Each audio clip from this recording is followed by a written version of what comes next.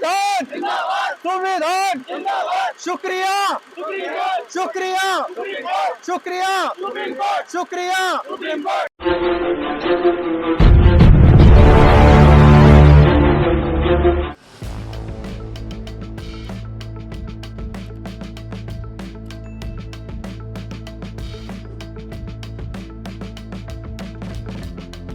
माझं नाव सुनील पवार आहे. सुनील राजाराम पवार आहे माझं नाव. सुप्रीम कोर्टाने जो आज निर्णय दिला वक्फ संदर्भात आणि संविधान या देशात अजूनही जागृत आहे याचं ते परिपूर्ती केली, त्याबद्दल सुप्रीम कोर्टाचे आभार मानतो. आणि या देशात अजूनही संविधानानंच कारभार चालणार आहे हे सिद्ध झालेलं आहे.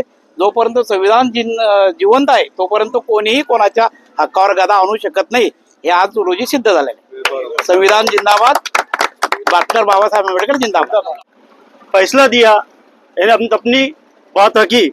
डॉक्टर बाबा साहेब अम्बेडकर ने जो संविधान बनाया है, उस संविधान की वजह से आज वक्फ बोर्ड कानून में जो छेड़छाड़ करने की कोशिश सरकार कर रही थी, उस पर रोक लगा दी गई है।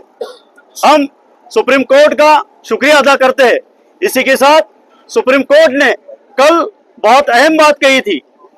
सरकार से ये पूछा था, क्या वक्फ बोर्ड में जो तुम गैर मुस्लिमों को एंट्री दे रहे हैं उसकी वजह क्या है? क्या तुम इसी तरह मंदिरों में, हिंदुओं के मंदिरों में मुसलमानों को स्थान देंगे या फिर उसमें एंट्री देंगे? ये सुप्रीम कोर्ट ने सवाल किया था। और आज सुप्रीम कोर्ट ने जो इन्हें फटकार लगाई कि तुम इस कानून में क्यों बदलाव करना चाहते हैं, इसका आपको स्पष्टीकरण देना होगा। इसके लिए सुप्रीम कोर्ट ने 7 दिन का वक्त दिया। इसी के साथ कानून में जो बदलाव किया जा रहा था, सुप्रीम कोर्ट ने उसे अभी रोक दिया है। किसी भी तरीके का उसमें बदलाव नहीं किया जाएगा। जो नोटिफिकेशन कलेक्टर की तरफ से निकलने वाले थे या निकालने की कोशिश की जा रही थी, उस पर रोक लगा दी गई है। किसी भी तरीके का उसमें नोटिफिकेशन नहीं निकलेगा। कोई नियुक्ति अभी फिलहाल में कोई भी गैर मुस्लिम की हो या मुस्लिम की वक्फ बोर्ड में नियुक्ति नहीं की जाएगी। जो सरकार कर रही थी उसमें रोक लगा दी गई है। हम इस संविधान बनाने वाले का शुक्रिया अदा करते हैं। संविधान जिंदाबाद का नारा देते हैं। धन्यवाद। स्वर्ण अक्षर से लिखा जाएगा, क्योंकि जिस बेस पे हम हुकूमत भारत से लड़ रहे थे वो बेस थे हमारी संविधान। और आज हमने देखा कि परसों हमने बाबा साहेब आम्बेडकर का 14 अप्रैल को संविधान दिन यहाँ मनाया। और यहाँ आके हमने उस दिन भी प्रार्थना की थी, हमने अल्लाह से दुआ की थी कि संविधान की लाज रखना। इसलिए आज हम सब औकाफ बचाओ समिति के, वक्फ बचाओ समिति के, जलगांव के all India Muslim personal law board की माध्यम से जो कमेटी है, उस कमेटी ने आज आके यहाँ बाबा साहेब आम्बेडकर को अभिवादन करते हुए अल्लाह का शुक्र अदा किया।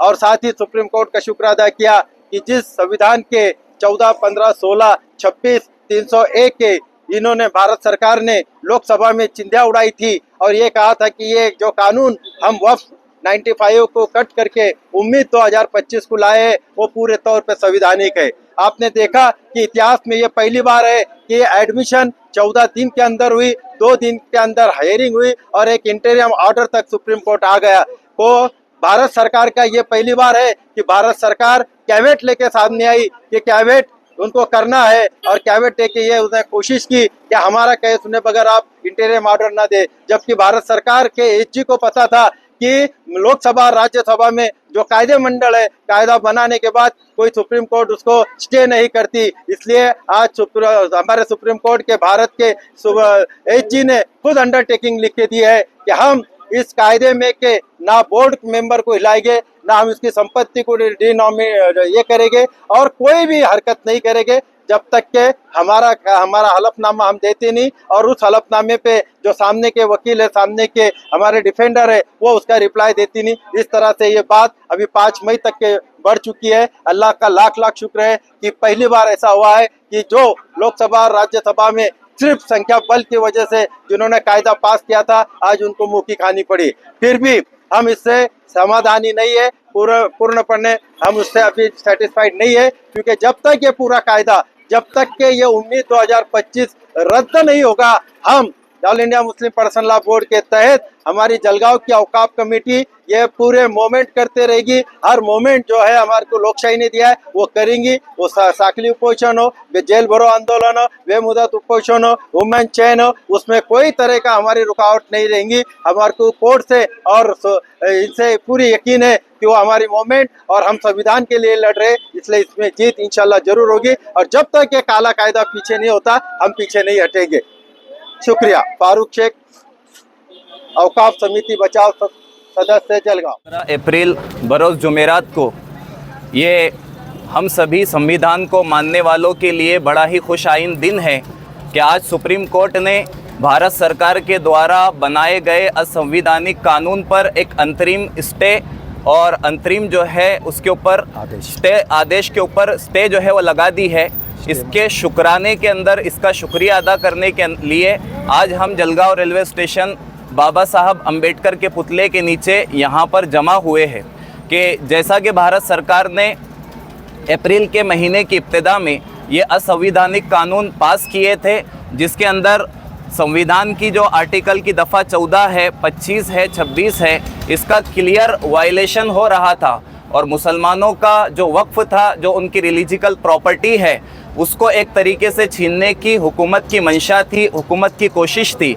तो हुकूमत ने संख्या बल के बलबूते पर पार्लियामेंट में, चाहे वो लोकसभा हो, राज्यसभा हो, वहाँ तो इस कानून को पास कर लिया था संख्या बलबूते पर। लेकिन जब सुप्रीम कोर्ट के अंदर हुकूमत ने इस केस की पैरवी की तो वहाँ पर हुकूमत बगले झांकने के ऊपर मजबूर हो गई।